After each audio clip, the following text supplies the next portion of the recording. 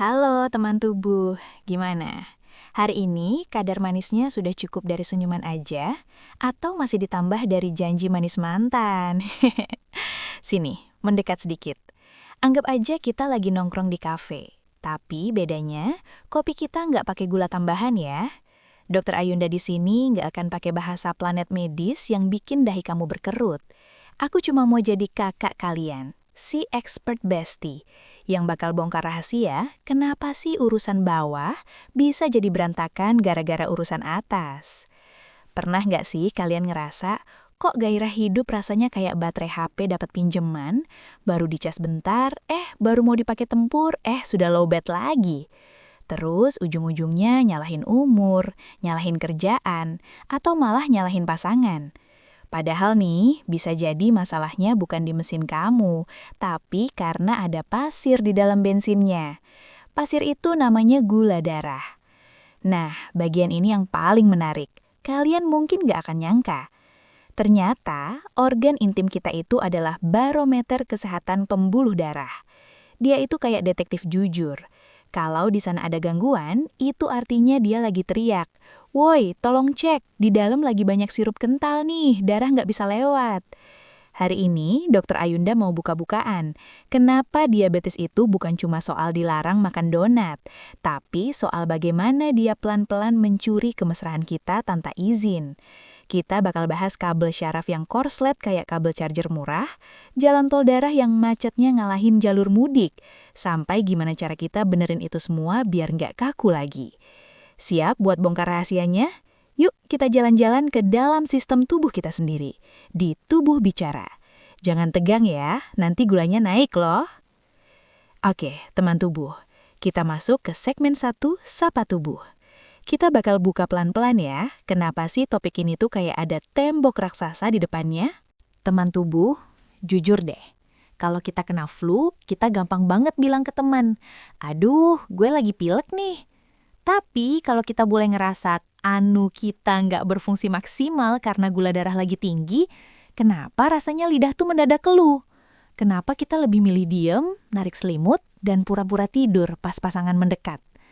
Nah, di sini letak masalahnya. Kalian mungkin nggak akan nyangka. Ternyata rasa malu itu justru yang bikin diabetesnya makin parah. Kok bisa?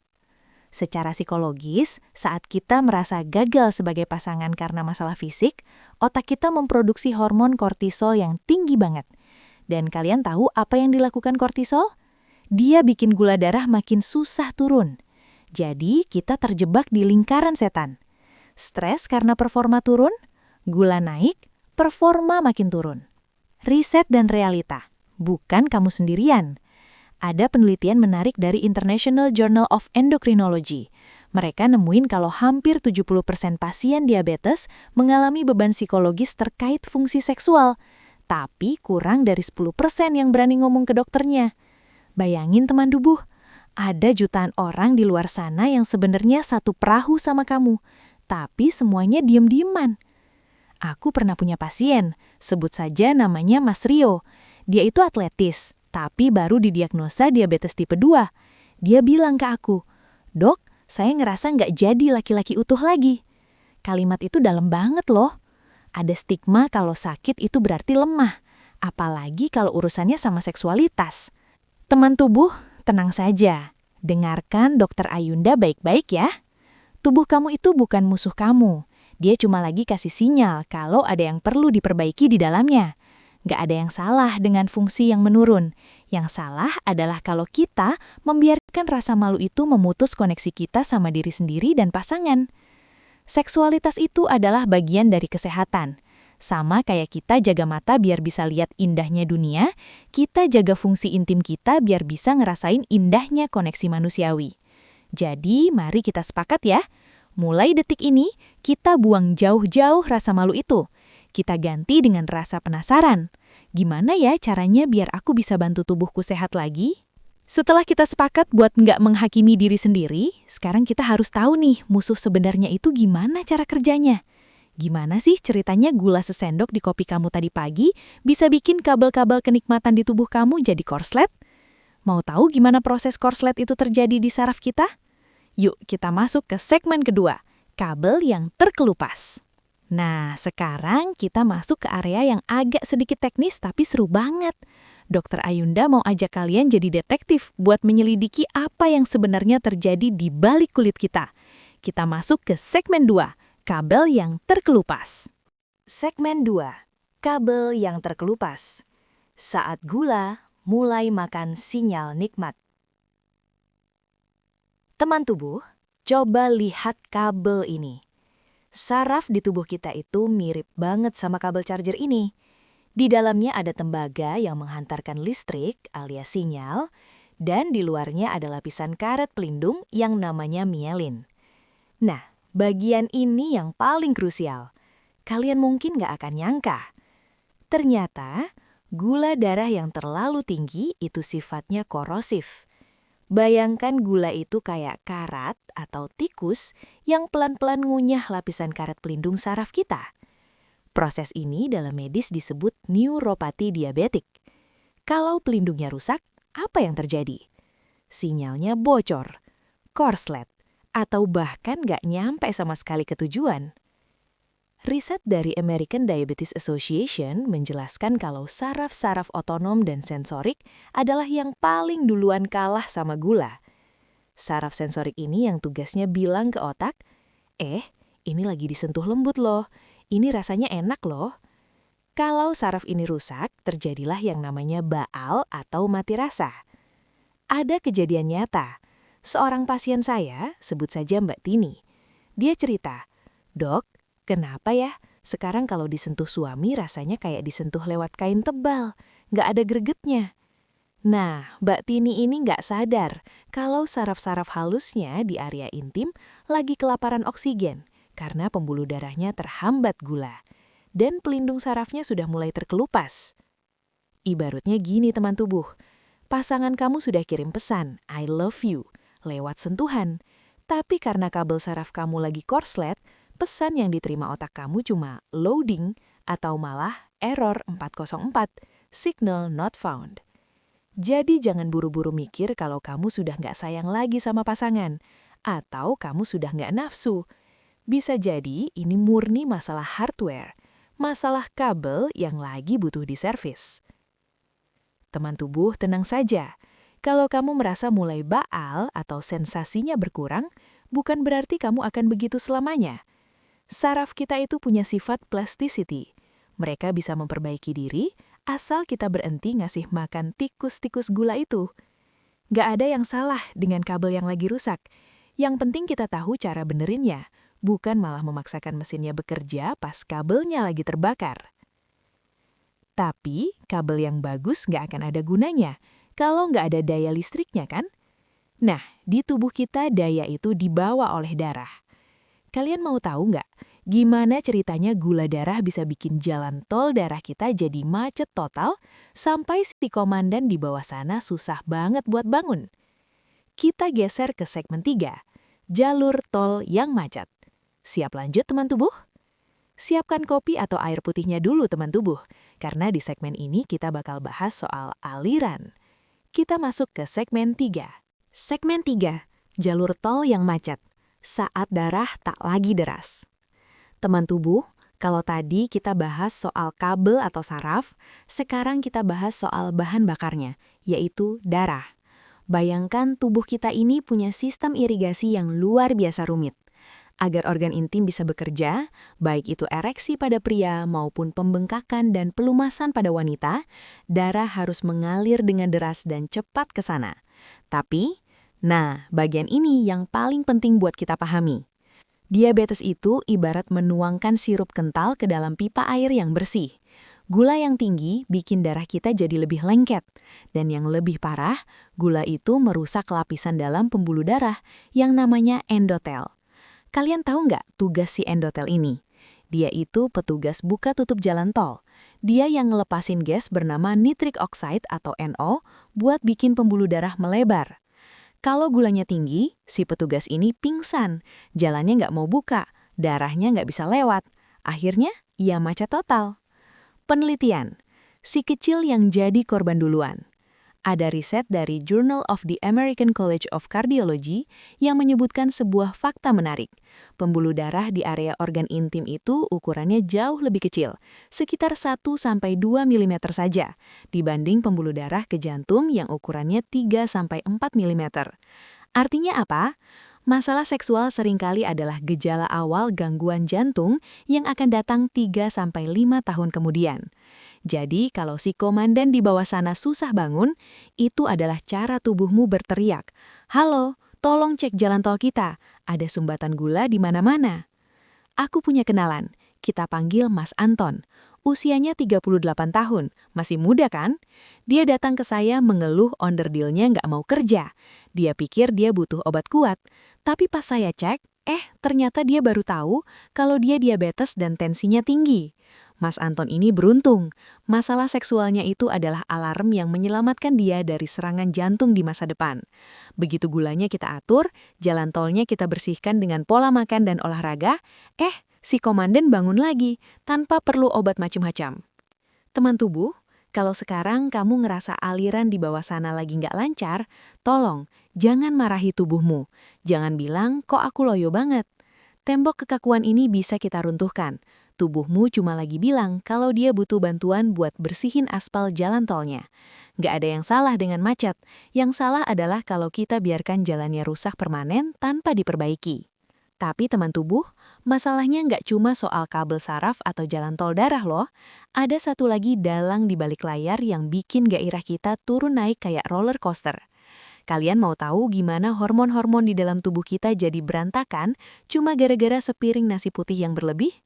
Yuk kita geser ke segmen 4, The Hormonal Roller Coaster. Masih semangat kan teman tubuh? Siap-siap ya teman tubuh, karena sekarang kita bakal bahas soal bahan kimia yang bikin kita merasa jadi manusia seutuhnya. Kita masuk ke segmen 4, The Hormonal Roller Coaster. Segmen 4, The Hormonal Roller Coaster. Saat sang dirijen mabuk gula. Teman tubuh, bayangkan tubuh kita ini adalah sebuah orkestra besar. Saraf itu alat musiknya, darah itu penontonnya, dan hormon, dialah sang dirijen. Dialah yang nentuin kapan musiknya harus slow, kapan harus upbeat, dan kapan harus klimaks. Tapi, bagian ini yang bikin banyak orang melongo. Ternyata, insulin, hormon pengatur gula, dan hormon seksual kita itu kayak saudara kandung yang suka berantem. Kalau kadar gula kamu terus-terusan tinggi karena sering makan manis, dirijen kita ini jadi mabuk. Dia mulai lupa instruksi dan akhirnya seluruh musik di tubuh kamu jadi sumbang. Ada riset dari Diabetes Care yang menemukan fakta bahwa pria dengan diabetes tipe 2 memiliki kemungkinan 2 kali lebih besar menderita kadar testosteron rendah. Kenapa? Karena gula darah tinggi seringkali berbarengan dengan tumpukan lemak di perut. Nah, lemak perut ini bukan cuma cadangan makanan teman tubuh. Dia itu pabrik kimia yang mengubah testosteron, hormon laki-laki, menjadi estrogen, hormon perempuan, melalui proses bernama aromatisasi.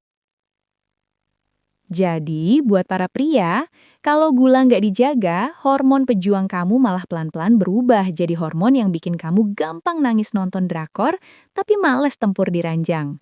Lucu ya? Tapi ini nyata. Nggak cuma pria teman tubuh. Aku ada pasien, sebut saja Mbak Rina. Dia mengeluh gairahnya hilang total, padahal dia sayang banget sama suaminya. Pas dicek, gula darahnya tinggi dan dia mengalami resistensi insulin. Gula darah yang nggak stabil ini bikin hormon estrogen dan progesteronnya nggak sinkron. Dampaknya, Mbak Rina merasa badannya panas, hot flashes, tidurnya nggak nyenyak dan area intimnya jadi kering. Dia pikir dia sudah menopause dini, padahal apinya cuma lagi padam gara-gara ketutup tumpukan gula. No judgment policy, harmoni yang bisa kembali. Teman tubuh, dengarkan Dr. Ayunda. Kalau kamu merasa gairahmu lagi tiarap, itu bukan berarti kamu sudah nggak cinta sama pasanganmu. Dan itu bukan berarti kamu sudah habis. Jangan menghakimi diri sendiri sebagai orang yang dingin atau nggak normal. Yang terjadi adalah dirijen di dalam tubuhmu lagi pusing. Gak ada yang salah dengan musik yang lagi sumbang. Yang penting kita tahu cara kasih kopi hitam buat sang dirijen supaya dia sadar lagi. Nah, setelah kita tahu kabelnya rusak, jalan tolnya macet, dan dirijennya mabuk, terus gimana dong nasib orang-orang yang udah terlanjur ngalamin ini? Apakah mereka bisa bahagia lagi? Tenang, aku punya koleksi cerita sukses yang bakal bikin kalian optimis lagi. Kita bakal dengerin curhatan mereka yang berhasil meruntuhkan tembok ini. Siap buat dengerin segmen 5, Curhat Teman Tubuh. Kita intip rahasia mereka ya. Siapkan tisu atau mungkin senderan yang nyaman teman tubuh. Karena di segmen ini kita bakal bicara dari hati ke hati. Kita masuk ke segmen 5, Curhat Teman Tubuh. Segmen 5, Curhat Teman Tubuh, bangkit dari reruntuhan. Teman tubuh, banyak yang DM ke Dokter Ayunda, pertanyaannya hampir mirip. Dok, apakah saya masih punya harapan? Apakah pasangan saya akan ninggalin saya kalau saya nggak perkasa lagi? Hari ini aku mau bawa kalian ke sebuah cerita nyata. Kita panggil saja dia Mas Budi. Mas Budi ini usianya 45 tahun, punya diabetes tipe 2 yang selama bertahun-tahun dia cuekin. Sampai akhirnya, dia sampai di titik di mana dia benar-benar mati rasa total. Dia depresi, dia merasa bukan pria seutuhnya, dan dia hampir menyerah pada pernikahannya. Tapi, bagian ini yang bikin aku merinding setiap kali cerita. Istrinya Mas Budi justru yang pegang tangan dia dan bilang, "Kita nggak cuma butuh seks Budi, kita butuh kamu sehat biar kita bisa tua bareng." Kalimat itu jadi titik balik Mas Budi buat berani ngomong jujur ke dokternya. Riset, kekuatan partner support. Tahu nggak? Ada riset dari Journal of Diabetes and Its Complications yang nemuin kalau dukungan pasangan itu punya kaitan langsung sama kontrol gula darah yang lebih baik. Kenapa?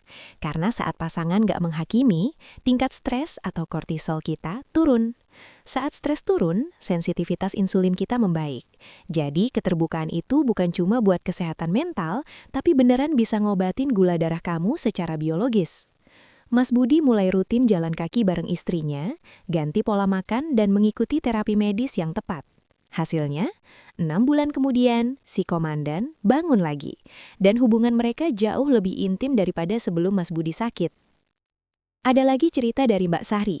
Dia sempat merasa cacat karena diabetes bikin dia selalu kena infeksi jamur dan nyeri saat berhubungan. Dia merasa kotor. Tapi begitu dia paham kalau itu cuma masalah kadar gula di urin dan masalah pelumasan atau vaskular, dia berhenti nyalahin diri sendiri. Dia mulai pakai pelumas berbahan dasar air, menjaga kebersihan area intim dengan lebih mindful, dan yang paling penting, dia belajar buat self-love lagi. Dia bilang, "Dok, ternyata setelah saya sayang sama tubuh saya sendiri, tubuh saya jadi mau kerjasama lagi." Teman tubuh, tenang saja. Kalau perjalananmu nggak secepat Mas Budi atau Mbak Sari, itu nggak apa-apa. Nggak ada yang salah dengan proses yang pelan. Ada yang butuh waktu 3 bulan, ada setahun. Yang penting adalah kamu nggak berhenti mencoba. Ingat, setiap kali kamu milih makan sayur daripada donat, atau milih jalan kaki daripada rebahan, itu adalah surat cinta buat organ intim kamu. Tapi ada satu hal lagi yang sering kita lupain. Kita terlalu fokus sama badan sampai kita lupa kalau di balik daging dan darah ini, ada jiwa yang juga butuh dikasih makan. Gimana sih sudut pandang spiritual melihat tubuh yang lagi rusak ini? Apakah ini kutukan atau justru undangan buat lebih kenal sama Tuhan? Yuk kita masuk ke sisi yang lebih dalam di segmen 6, Spiritual Connection, merayakan amanah. Siap buat healing bareng Dr. Ayunda? Tarik nafas dulu teman tubuh, buang pelan-pelan. Segmen ini adalah favorit Dr. Ayunda, karena kita bakal masuk ke ruang yang paling tenang di dalam diri kita. Kita masuk ke segmen